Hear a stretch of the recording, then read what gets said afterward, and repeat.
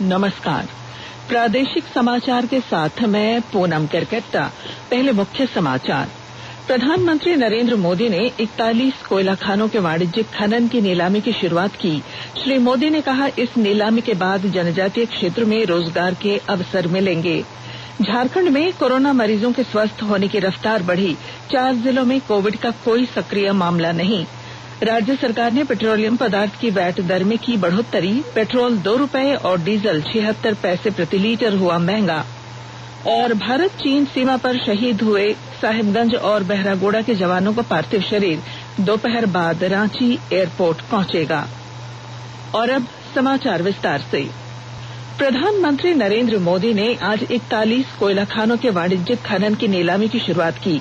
इस मौके पर श्री मोदी ने कहा कि इस नीलामी के बाद जनजातीय क्षेत्रों में रोजगार के अवसर मिलेंगे। उन्होंने कहा कि भारत ने कोरोना संकट के दौरान आत्मनिर्भर होने का सबक सीख लिया है। इस नीलामी प्रक्रिया के तहत आज ऊर्जा के क्षेत्र में भारत को आत्मनिर्भर बनाने के लिए एक बड़ा कदम उठाया जा रहा है। आत्मनिर्भर भारत यानी भारत को इंपोर्ट न करना पड़े, इसके लिए वो अपने ही देश में साधन और संसाधन विकसित करने की दिशा में लगातार प्रयास करेगा, आगे बढ़ेगा। आत्मनिर्भर भारत यानी आज हम जो इंपोर्ट करते हैं, कल को उसी के सबसे बड़े एक्सपोर्टर बनेंगे। साथियों, इस लक्ष्य को प्राप्त करने के लिए यह बहुत आवश्यक है कि हम एक एक सेक्टर को पकड़कर, एक एक प्रोडक्ट को पकड़कर, एक एक सर्विस का ध्यान करते हुए होलिस्टिक तरीके से काम करें। एक एक क्षेत्र को चुन करके उस क्षेत्र में भारत को आत्मनिर्भर बनाएं।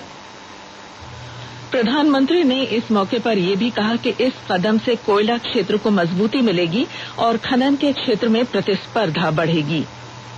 झारखंड में कोरोना मरीजों के स्वस्थ होने की रफ्तार बढ़ रही है। राज्य में अब तक 1162 कोरोना मरीज स्वस्थ हो चुके हैं, जबकि सक्रिय मामलों की संख्या 724 हो गई है।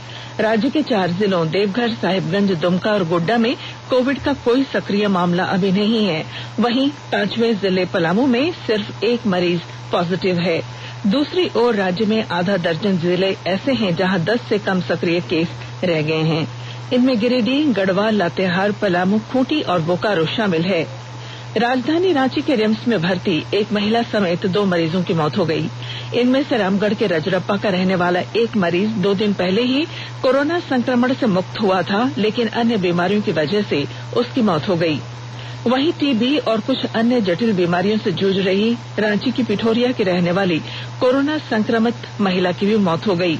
उस महिला का पति भी कोरोना संक्रमित है, जिसका इलाज रिम्स के आइसोलेशन वार्ड में चल रहा है। राज्य में अब तक 1896 मरीज मिले हैं, जिनमें से 10 लोगों की अब तक मौत हुई है।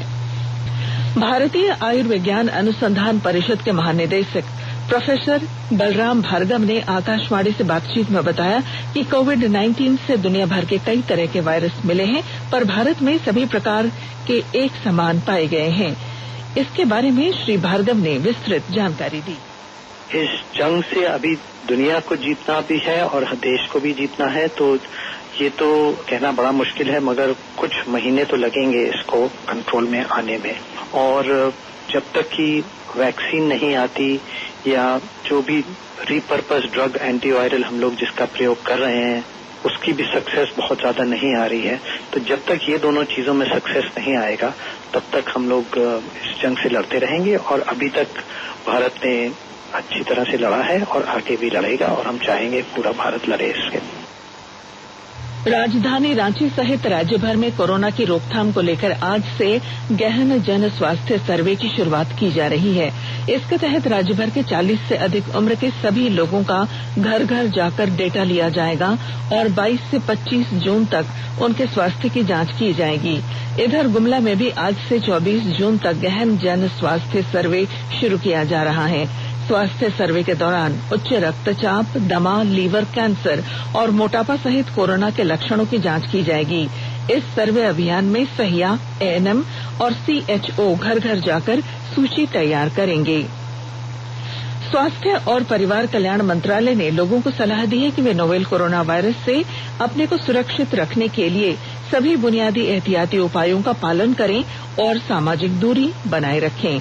एक रिपोर्ट। सरकार ने कहा है कि आवश्यक वस्तुओं की पर्याप्त आपूर्ति जारी है और लोगों को चिंता करने की कोई जरूरत नहीं है।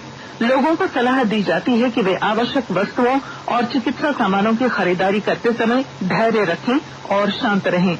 आवश्यक वस्तुओं को खरीदने के लिए बार बार बाहर निकलने से बचें।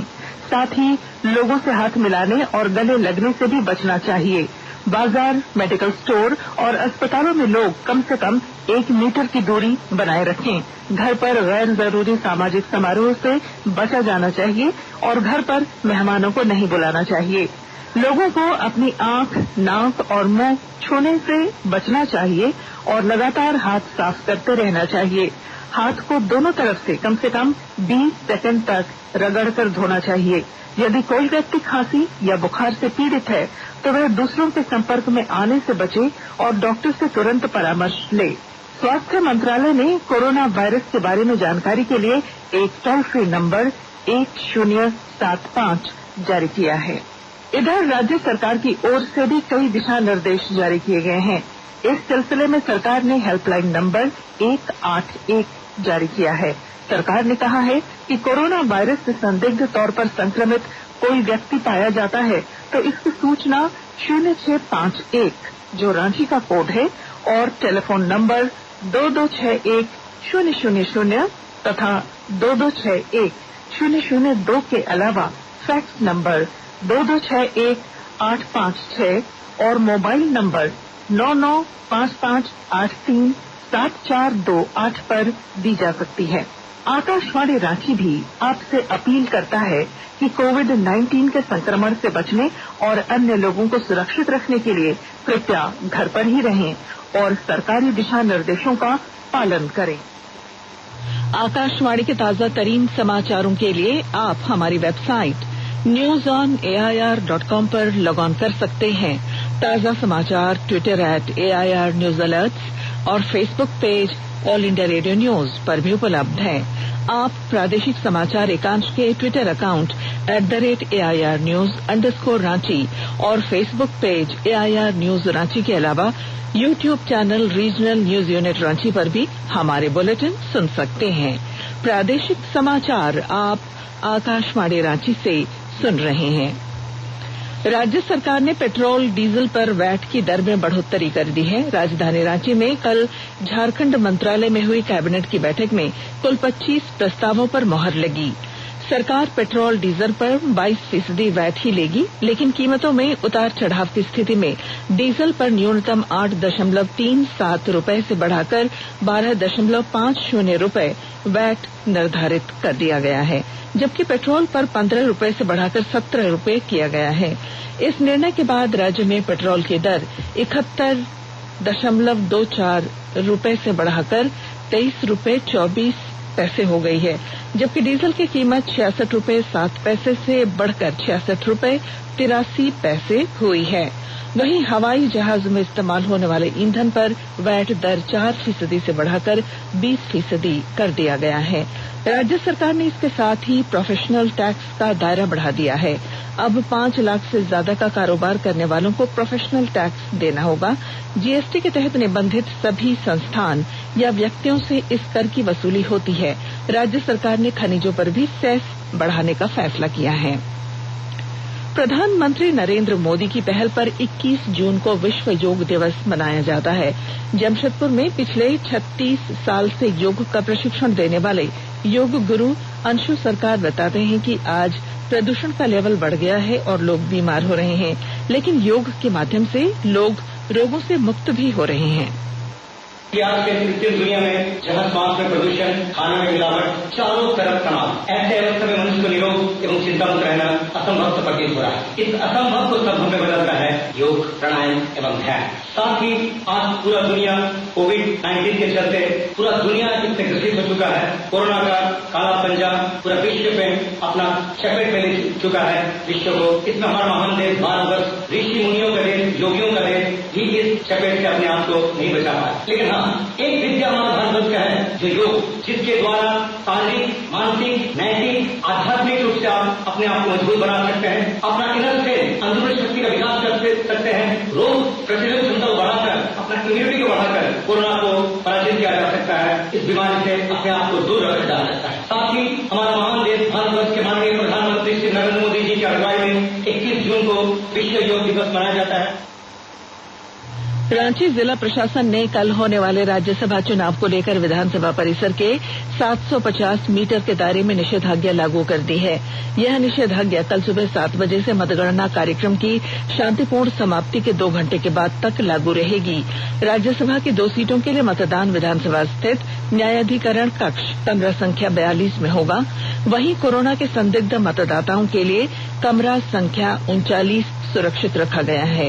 इस दौरान उन क्षेत्रों में सरकारी कार्य में लगे पदाधिकारियों और कर्मचारियों, शव यात्रा तथा विवाह कार्यक्रम को छोड़कर 5 या इससे अधिक व्यक्ति एक जगह जमा नहीं हो सकेंगे। वहीं सरकारी कार्य में लगे पदाधिकारियों और कर्मचारियों को छोड़कर किसी प्रकार का अस्त्र शस्त्र प्रतिबंधित रहेगा। किसी भी प्रकार का धरना प्रदर्शन, घेराव, जुलूस, रैली, आमसभा, विजय जुलूस, आतिशबाजी या नारेबाजी कार्यक्रम और किसी प्रकार का लाउडस्पीकर भी उपयोग नहीं हो सकेगा। आवासन और शहरी कार्य मंत्रालय ने राज्यों, शहरों और मेट्रो रेल कंपनियों को एक परामर्श जारी किया है, जिसमें कोविड-19 के प्रकोप को देखते हुए जनता को शहरी परिवहन सेवाएं प्रदान करने के उपाय करने को कहा गया है। परामर्श में मंत्रालय ने सुझाव दिया है कि इसके लिए 3 सूत्री नीति बनाई जानी चाहिए, जिसके अंतर्गत 6 महीने के लिए अल्पावधि, 1 साल के लिए मध्यावधि और 1 से 3 साल के लिए दीर्घावधि उपाय किए जाने चाहिए। आवासन और शहरी कार्य मंत्रालय के सचिव दुर्गा शंकर मिश्र द्वारा भेजे गए इस परामर्श में मोटर रहित वाहनों के संचालन को बढ़ावा देने की भी बात कही गई है। उन्होंने कहा है कि शहरी इलाकों में लोग आमतौर पर 5 किलोमीटर के दायरे में आवागमन करते हैं, इसलिए कोविड-19 के दौर में इस तरह के वाहन अधिक उपयोगी हो सकते हैं। भारत चीन सीमा पर शहीद हुए साहिबगंज और बहरागोड़ा के जवानों का पार्थिव शरीर आज शाम 4 बजे रांची हवाई अड्डे पहुंचेगा। वहीं उन्हें श्रद्धांजलि भी दी जाएगी। उसके बाद शहीदों का पार्थिव शरीर उनके पैतृक गांव भेजा जाएगा। साहिबगंज जिले के सदर प्रखंड के डिहारी गांव की चीन सीमा पर लद्दाख की गलवान घाटी में शहीद जवान कुंदन ओझा के घर पर कल दिन भर लोगों का तांता लगा रहा। उधर पूर्वी सिंहभूम जिले के बहरागोड़ा प्रखंड की चिंगड़ा पंचायत के कोसाफलिया गांव के सेना के जवान गणेश हांसदा के शहीद होने की खबर के बाद जवान के घर कल भीड़ उमड़ी रही। और अब संक्षिप्त खबरें। खूंटी जिले में मानसून की अच्छी बारिश के बाद खरीफ फसल को लेकर किसान उत्साहित हैं, लेकिन कोरोना संकट के कारण जरूरी बीजों की सप्लाई बंद रहने से उन्हें अच्छे बीज नहीं मिल रहे हैं। दूसरी ओर सरकार किसानों को बीज उपलब्ध नहीं करा पा रही है, जिससे किसान अभी खेती की शुरुआत नहीं कर पा रहे हैं। गिरिडीह जिले के सरिया प्रखंड में वन विभाग और पुलिस ने 4 गांवों में अवैध रूप से संचालित 4 आरा मिलों में छापेमारी कर लगभग 5 लाख रुपए की कीमती लकड़ियां जब्त की। दुमका जिले के रामगढ़ थाना क्षेत्र के गोजम्बा गांव के पास कल रात दुमका भागलपुर मुख्य मार्ग पर बाइक और साइकिल की टक्कर में 2 लोग घायल हो गए। गढ़वा जिले के धुरकी प्रखंड के कदवा लिखनी धौरा गांव के 4 व्यक्ति कल वज्रपात की चपेट में आए, जिसमें से एक की मौत हुई और बाकी 3 झुलस गए हैं। पलामू जिले के तरहसी थाना क्षेत्र से पुलिस ने कल उग्रवादी संगठन टीपीसी टीएसपीसी के 2 सदस्यों को गिरफ्तार किया है। लेवी नहीं मिलने पर बीड़ी पत्ता गोदाम में वे आग लगाने पहुंचे थे। और खूंटी जिले के फुदी स्थित 209 कोबरा बटालियन के जवानों ने कल वाहिनी के 11वें स्थापना दिवस के मौके पर वीर शहीदों को श्रद्धांजलि अर्पित की। और अब बुलेटिन के आखिर में मुख्य समाचार एक बार फिर।